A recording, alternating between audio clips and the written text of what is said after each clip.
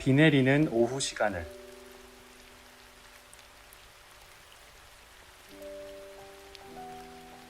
2020년 여름에는 비가 참 많이 그리고 오래 왔습니다.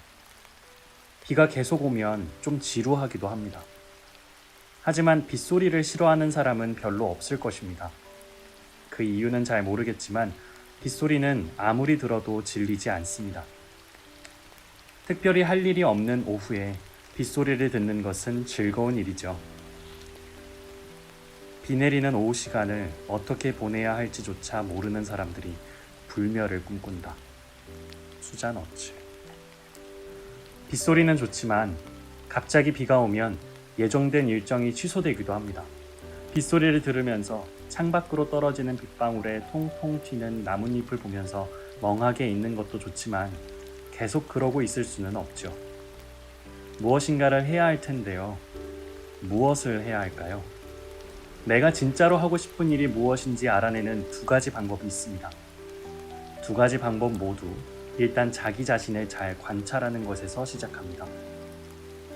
하나는 정말 바쁠 때 반드시 해야 하는 일이 아닌데도 내가 꼭 하는 일이 있는지 살펴보는 것입니다. 눈, 코, 뜰 사이 없이 해야 할 일이 돌아가고 있는데도 내가 꼭 챙겨서 하는 일이 있다면 그 일은 내가 정말 원하는 일일 수 있습니다. 또 다른 방법은 내가 해야 할 일이 없을 때 빈둥거리지 않고 내가 찾아서 하는 일이 있는지 생각해 보는 것입니다. 그냥 쉬어도 되는데 굳이 몸을 움직이고 머리를 써서 어떤 일을 한다면 그 일은 자신이 진짜로 하고 싶은 일일 확률이 높습니다. 저는 내가 원하는 일을 알아내는 두 가지 방법 중 후자에 더 공감이 됩니다.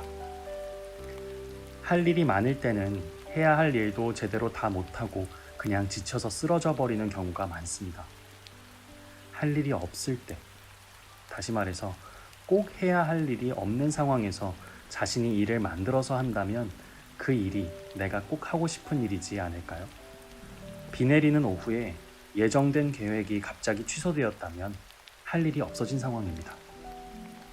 일정이 취소되었을 때 신나게 하고 싶은 일이 있는 사람은 자기 자신을 잘 알고 있는 사람이고 세상이 자기 뜻대로 돌아가지 않아도 즐거울 수 있는 사람입니다.